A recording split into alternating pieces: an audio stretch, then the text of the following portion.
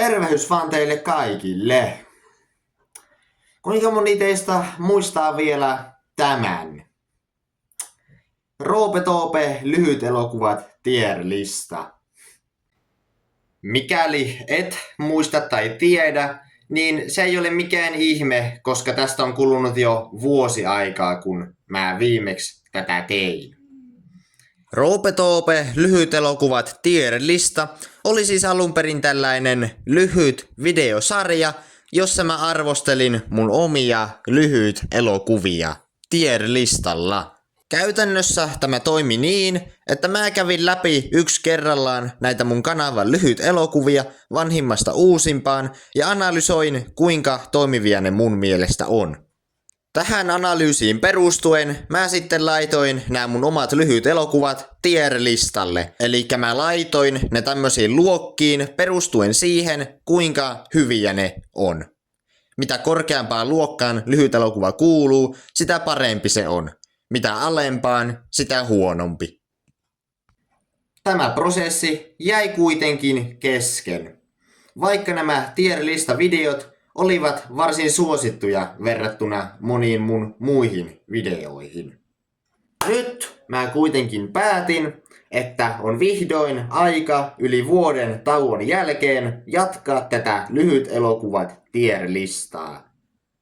Mulla on vielä monta lyhyt elokuvaa listaamatta, kaikki uudemmat Roope Toope lyhyt elokuvat on vielä arvioimatta, joten nyt on aika tehdä se. Mikäli et ole niitä kahta edellistä tier-lista videota nähnyt, suosittelen katsomaan ne ennen tätä videota, mikäli olet kiinnostunut tämän kanavan vanhemman puolen lyhyt elokuvista. Vanhat lyhärit päätyivät kuitenkin suurelta osin keskivertoa alemmille tasoille tier-listassa, ja vain 3 on tähän asti arvioitu keskivertoa paremmiksi. Täytyypä toivoa, että näiden lyhytelokuvien laatu alkaa pikkuhiljaa parantumaan, kun menemme arvioinnissa kohti uudempia lyhäreitä. Nyt vielä ennen varsinaiseen arvosteluosioon siirtymistä täytyy antaa spoilerivaroitus. Elikkä luonnollisesti tämä video sisältää juonen paljastuksia Roope Toope lyhyt elokuvista. Joten mikäli et halua tietää mitä niissä tapahtuu, niin älä katso tätä videota. Kiitos ja nyt itse arvosteluosion pariin.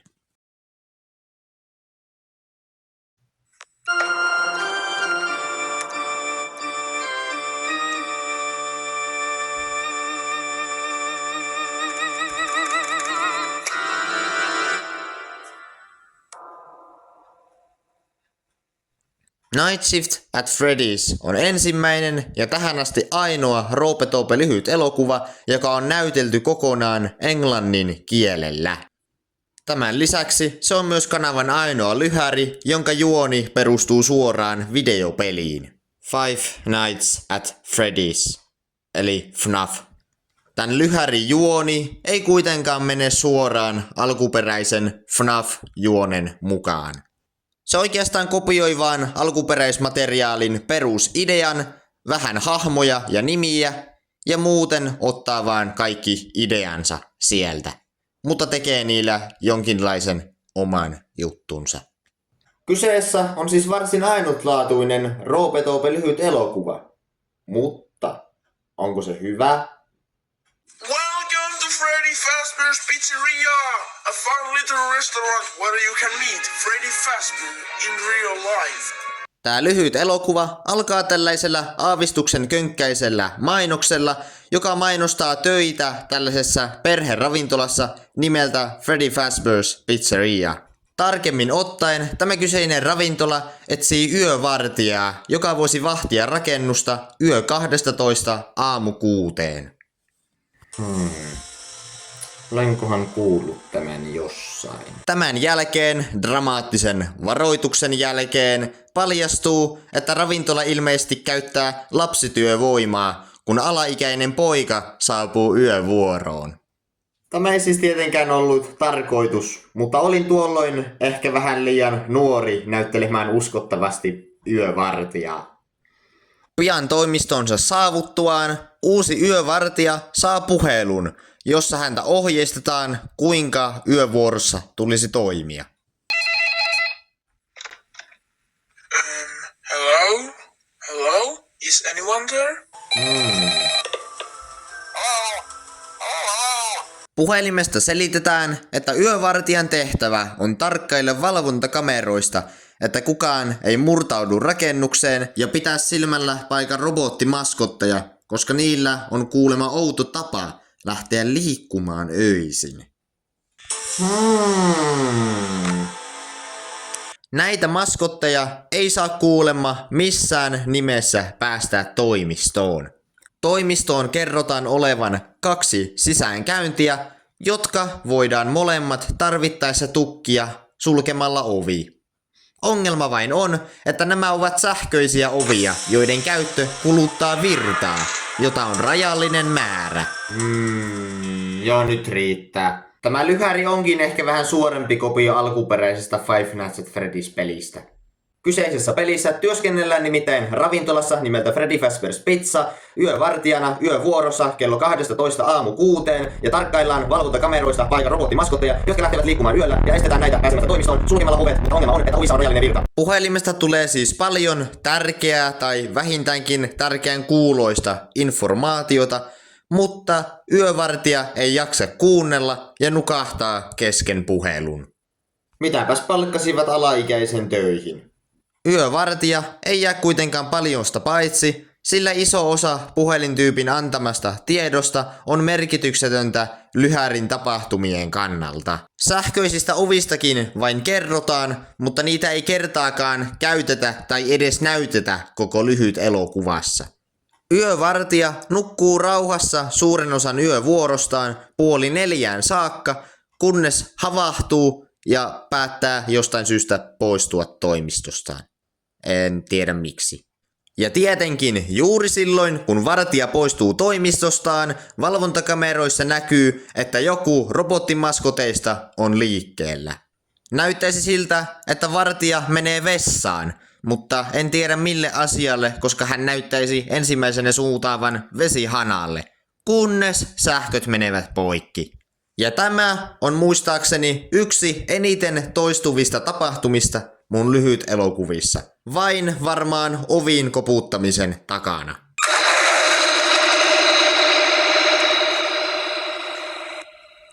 Robottimaskotti Freddy Fazbear hyökkää lopulta yövartijan kimppuun pimeässä ja tämä lyhäri ei päättynyt kovin positiivisesti. Joo, Night Shift at Freddy's on kyllä ainutlaatuinen roopetope lyhyt elokuva, mutta en sanoisi, että se on kovin hyvä sellainen. Tämän lyhärin näyttely on epäuskottavaa, koska mä olin tuolloin yksinkertaisesti liian pieni näyttelemään yövartijan roolia. Juonellisesti tää lyhäri on myös heikoilla, koska tää on käytännössä vaan Five Nights at Freddy's temusta. Tämä ei ole siis ollenkaan omaperäinen, tämä on vaan halpa kopio FNAFin perusideasta. Toki voisi sanoa, että se yövuorossa nukahtaminen ja toimistosta poistuminen on asioita, jotka tuo tähän oman pienen twistin verrattuna FNAF-peliin, jossa vaan istutaan koko ajan toimistossa, mutta se toimistosta poistuminen tapahtuu varmaan ihan vaan sen takia, että mä en kyennyt toteuttamaan niitä sähköisiä ovia ja niiden sulkemista. Toteutus tässä lyhärissä on muutenkin heikko. Jotkut kamerakuvakulmat oli pöllitty suoraan Five Nights at Freddy's pelistä. Tapahtumapaikkakaan ei tässä oikein näytä pizzerialta, koska en kuvannut sitä pizzeriassa vaan ihan täällä kotonani. Tästä aiheutui sitten se, että monet kuvakulmat jäivät muutenkin suppeiksi, koska piti miettiä tarkkaan mitä kuvassa voi näkyä. Eli ei pystynyt kuvaamaan kovin laajoja otoksia. Yksi asia, joka tässä lyhärissä on kuitenkin mun mielestä onnistunut, on editointi. Tää lyhäri on hyvin leikattu ja rytmitetty niin, että tää tarinan kerronta etenee sopivaa vauhtia. Tässä on tilanteeseen sopivaa musiikkia ja No valaistuksen puolella olisi voinut parantaa, koska joissain kohdissa näkee selvästi, että on päivä eikä yö niin kuin pitäisi olla, mutta no ehkä se on siellä kesätöissä. Tästä editoinnista ja lavastuksesta näkee, että tähän on selvästi ainakin yritetty panostaa. Ja vaikka se ei niin hyvin olisi onnistunut, niin kyllä mä voin silti sanoa, että tämä oli hyvä yritys. Silloin kauan sitten aikoinaan, kun mä tämän lyhärin tein, tää oli varmaan parhaiten editoitu lyhäri koko mun kanavalla. Mutta verrattuna moniin mun uudempiin mestariteoksiin, ei tämä tunnu mitenkään erityiseltä. Mä oon puhunut tästä yhdestä lyhäristä jo kohta 8 minuuttia, joten eiköhän pistetä se tier-listalle.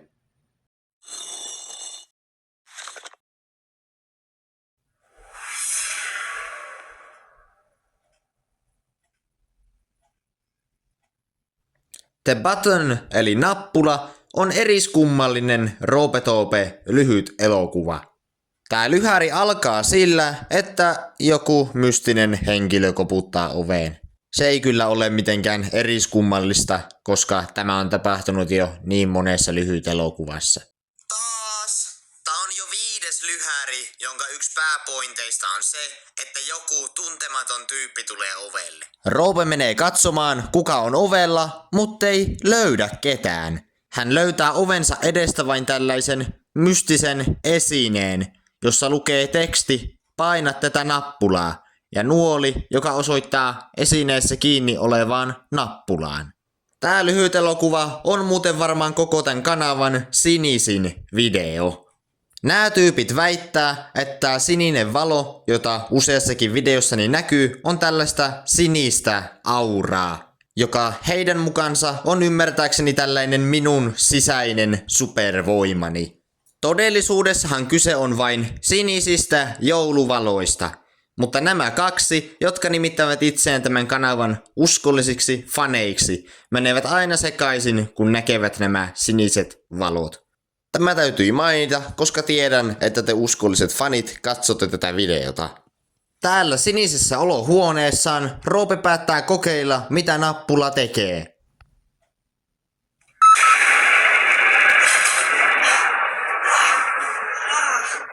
Okei, se aiheutti ilmeisesti jonkinlaisen räjähdyksen, mutta tämä mystinen esine on yhä ehjä ja mikään ei erityisemmin vaurioitunut, paitsi ehkä Roopen selkä, joten en kyllä tiedä mikä räjähdys tuommoinen oli. No, mitäpä luulisitte, että päähahmo tämän eriskummallisen tapahtuman jälkeen tekee?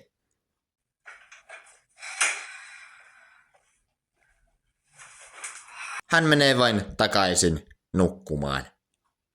Se on muuten myös yksi asia, joka toistuu hyvin monessa mun lyhyt elokuvassa. Pian kuitenkin paljastuu, että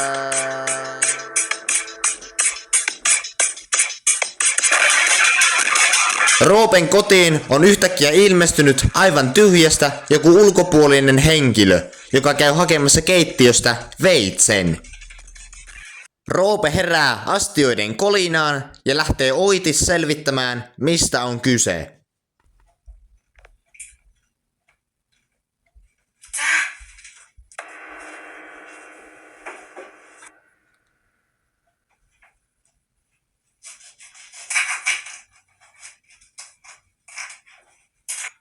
Tekee ihan niin kuin minä. Mäkin leikkaan banaanit noin.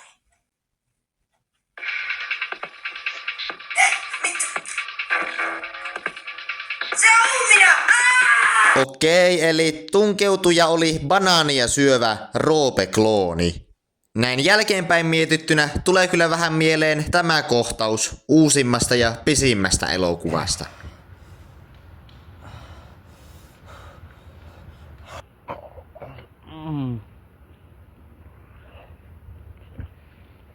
Kepatson tasavallan presidentti on selvästi myös Roope-klooni, joka nauttii banaanin syömisestä.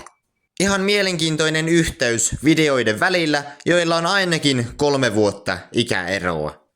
Mutta ei kyllä aavistustakaan, mistä tämä Roope-klooni tuli. Ei ainakaan kloonikoneesta, koska sitä käytettiin ensimmäisen kerran tässä elokuvassa. Oli miten oli, Roope lähtee juoksemaan kloonia karkuun, mutta törmää ensimmäisenä huoneensa oveen. En tiedä miten tämä on edes mahdollista. Sitten klooni alkaa yhtäkkiä vaan hytkyä, kuin sillä olisi jonkinlainen kohtaus, ja Roope jatkaa pakoaan. Mutta kompastuu seuraavaksi kumisaappaaseen. Yhtäkkiä hän huomaa tämän aiemman mystisen nappulan edessään. Hän osoittaa sillä tätä zombimaisesti liikkuvaa Roope-kloonia ja tämä räjähtää. Mutta hetkinen, tämä on kyllä hieman epäloogista. Ensinnäkin, siirtyykö tämä nappula itsekseen olohuoneesta eteiseen? Ja toisekseen, tämä nappula toimii nyt yhtäkkiä eri tavalla kuin aiemmin. Ensimmäisellä käytöllä tämä nappulan painaminen aiheutti räjähdyksen siinä kohtaa, missä sitä painettiin. Mutta tällä toisella käyttökerralla tämä esine toimi kuin kaukosäädin, joka aiheuttaa räjähdyksen sinne kohtaan, minne sitä osoittaa. Voi toki olla, että tämä epäloogisuus on tarkoituksellistakin, kun tämä lyhäri on muutenkin niin absurdi, mutta minua kyllä kieltämättä häiritsee nämä loogiset virheet. Joka tapauksessa tämän tunkeutujan osauttamisen jälkeen Roope pohdiskelee itsekseen sängyllään, mitä tekee tälle nappulalle. Tässä välissä on jostain syystä klippi kissastani Pontuksesta peräpää kameraan päin, jonka jälkeen Roope keksii idean viedä tämä nappula roskakatokseen. Näin. Toivottavasti sinun ei räjähä tuolla. Jossa se sitten tietysti räjähtää. Ja tästä lyhäri siirtyy lopputeksteihin. Tässä videossa tapahtui kyllä aika paljon alle 4 minuutin lyhyt elokuvaksi. Alkupuoliskolla tää lyhäri on kyllä aika sekava, kun ensin on tää nappula, joka aiheuttaa räjähyksiä, ja sitten yhtäkkiä vaan ilmestyy jostain tyhjästä tunkeutuja, joka paljastuukin olevan Roope-klooni. Mutta siinä kohtaa, kun tää nappula tulee takaisin mukaan kuvioihin, kun Roope käyttää sitä tämän kloonin tuhoamiseen, niin se tavallaan ikään kuin vetää langat yhteen, eli yhdistää nämä kaikki eri tapahtumat toisiinsa niin, että ne muodostavat kokonaisuuden. En kuitenkaan oikein ymmärrä, mikä tämän kokonaisuuden pointti on. Toteutuksen puolesta tälläkin lyhärillä olisi paljon parantamisen varaa, mutta jos vertaa moniin vanhempiin lyhytelokuviin, niin tässä on jo huomattavasti parempaa näyttelyä, vaikka sekin heikkoa verrattuna uudempiin lyhytelokuviin. Tässä yksinkertaisesti näkee, että olin tuolloin vielä aloittelevalla tasolla näyttelyssä, mutta oli jo kehitystä havaittavissa. Sanoisin oikeastaan, että tässä lyhärissä heikoin lenkki on itse tarinan kerronnassa ja erityisesti rytmityksessä, koska tämä lyhäri tosiaan tuntuu vain paikoin hyvin hajanaiselta.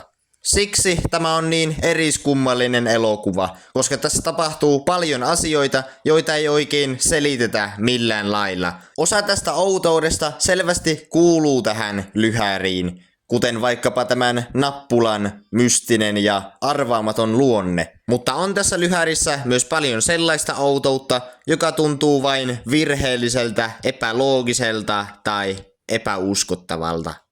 Kaiken kaikkiaan sanoisin, että tällekin lyhärille paras paikka tier-listalla on OK-tieri. Seuraavana vuorossa Just a Prank Bro.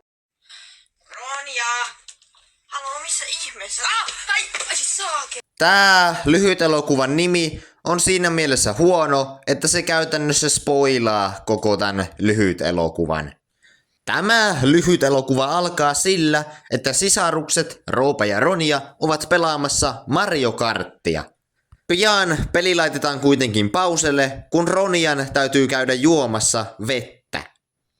Roope odottaa, että Ronja tulee hetkenä minä hyvänsä takaisin, mutta pian hän huomaa, että hänen pikkusiskonsa on mystisesti kadonnut.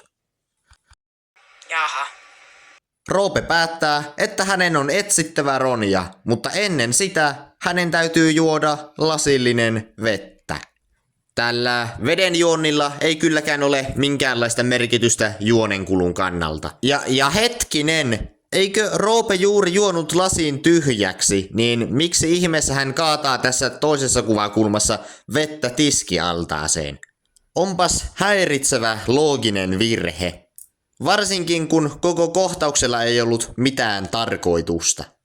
Ja kyllä, näette aivan oikein, tässäkin lyhytelokuvassa menee sähköt poikki. Tai no, ennemminkin tuosta yhdestä huoneesta vaan sammuu valot. Tai no, voihan se olla, että Roope pisti ne itsekin pois päältä, mutta en kyllä tiedä miksi hän olisi niin tehnyt, kun valossa on huomattavasti helpompaa etsiä kuin pimeässä. Mutta valot eivät tässä etsinnässä tuota haastetta, vaan se, että koko talo on viritetty täyteen ansoja.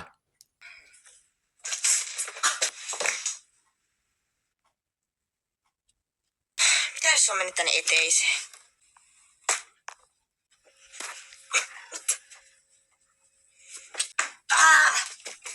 Roope on nopea syyttämään pikkusiskoaan pränkkien eli epämiellyttävien yllätysten tekemisestä. Kunnes kohtaa tämän lojumasta lattialla ja luulee, että hän on, no en voi ehkä sanoa tätä sanaa YouTubessa, mutta ymmärrätte varmaan mitä tarkoitan. En kylläkään ymmärrä, miten Roope tällaista luulee, kun pikkusiskolla on kädessä voiveitsi ja missään ei näy minkäänlaista jälkeä. No joka tapauksessa Roope menee paniikkiin ja yrittää soittaa äkkiä apua. Mutta sitten...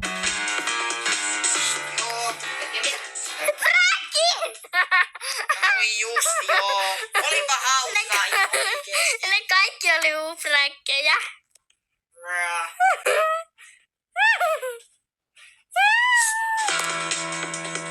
Kuten sanoin, tämä otsikko paljastaa koko tämän lyhytelokuvan juonen.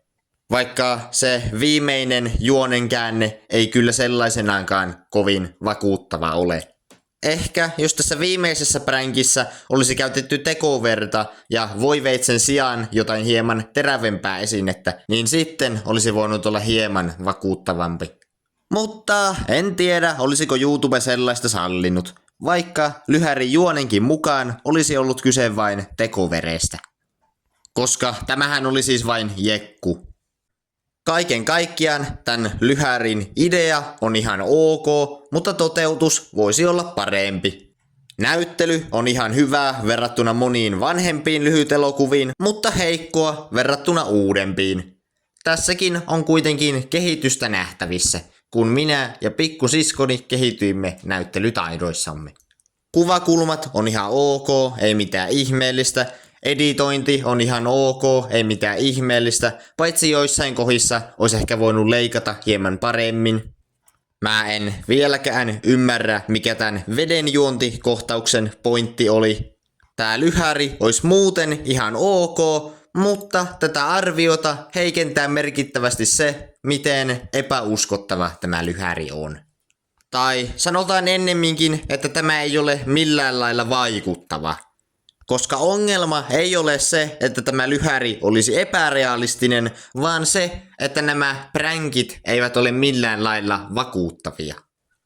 Ne tuntuu tässä oikeastaan vaan semmosilta ärsyttäviltä pikkukeppusilta. Mun mielestä tää lyhäri olisi toiminut paremmin, jos tää olisi ollut absurdimpi. Niin, että ne pränkit menee ihan yli. Että ne olisi voinut alkaa tämmöisillä turvallisilla pikkukepposilla, mitä tässä on, ja aina hiljalleen muuntua astetta vaarallisemmaksi. Tän lyhärin on selvästi tarkoitus olla koominen, mutta tällaisessa muodossaan tää tuntuu vaan vähän laimealta. Ja siksi uskon, että absurdimpana tämä olisi ollut paljon hauskempi. Tällaisessa muodossaan tämäkin jää kuitenkin OK-tierille. Mutta nyt meillä on ongelma. Tää video kestää jo 23 minuuttia ja mä oon käynyt läpi vasta 3 lyhyt elokuvaa. Tää on jo huomattavasti pidempi kuin kumpikaan näistä aiemmista lyhytelokuvat tierlista videoista. Vaikka näissä aiemmissa videoissa kummassakin käytiin puolet enemmän lyhytelokuvia läpi kuin tässä on tähän asti käyty. No mutta, ei kai se haittaa. Tuleepahan enempi tierlista videota. Tämähän pituuden lisääntyminen johtuu siis siitä, että mä ainakin omasta mielestäni käyn näitä lyhytelokuvia nyt huomattavasti tarkemmin läpi ja perustelen enempi, miksi ne sen tietyn sijoituksen tierlistalla saa. Tästä analyyttisemmasta lähestymistavasta johtuen en nyt vielä tälläkään videolla saa kaikkia näitä jäljellä olevia Roope lyhytelokuvia arvioitua. Että täytyypä sitten tehdä Roope lyhytelokuvat tierlista osa 4 tämän jälkeen. Mutta ei tämä video siis vielä tähän lopu. Tää seuraava video on nimittäin koko tämän kanavan lyhyt elokuva. Tää on oikeastaan niin lyhyt, että tää on mun mielestä enemmän vaan tällainen lyhyt, hauska sketsivideo kuin varsinainen lyhyt elokuva. Mutta tämä löytyi Roope lyhyt elokuvat soittolistalta, joten arvioin tämänkin tässä videossa. Tää lyhäri on oikeastaan niin lyhyt, että se saa itse puhua puolestaan. Kestää vaan minuutti 20 sekuntia, joten sen jälkeen kun tää koko lyhyt elokuva on näytetty, mä vasta kerron mitä mieltä mä siitä olen. Eli joo, tässä tulee nyt seuraavaksi koko minuutti 20 sekuntia kestävä lyhyt elokuva.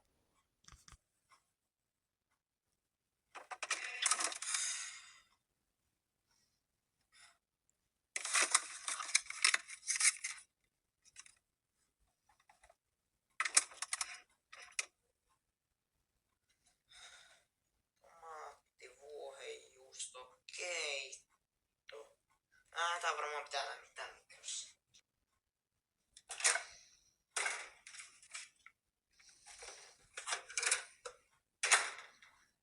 Kauankohan sen pitää muuten olla tuolla? Laitetaan nyt ainakin vähän tehoja.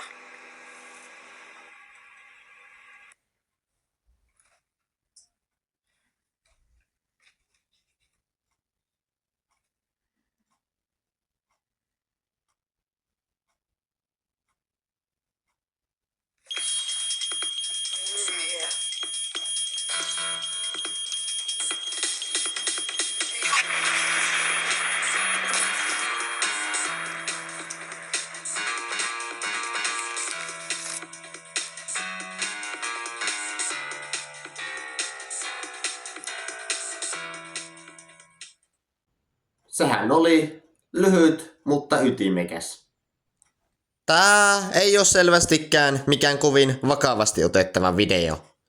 Tässä tarinassa on selkeä opetus, mutta täytyy kyllä olla aika idiootti, jos tällaisia mokia tekee, mitä tämä päähenkilö tässä videossa teki. Minkä takia tää tyyppi ei vaan tarkista, miten tää tomaattikeitto kuuluu lämmittää sieltä paketin takaa.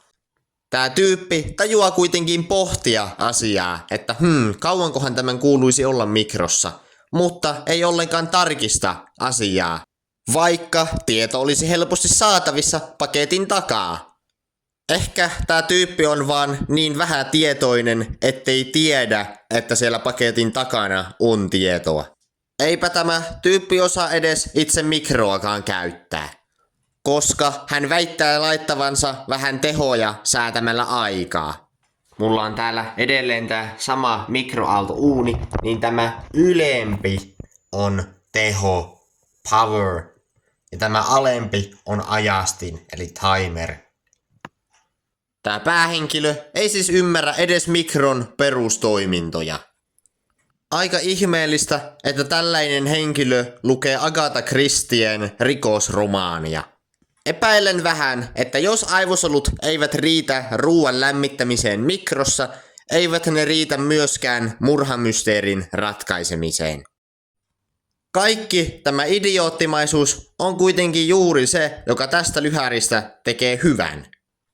Tämä lyhäri tekee juuri sen, millä tämä edellinen lyhäri olisi voinut olla parempi. Tämä on absurdi.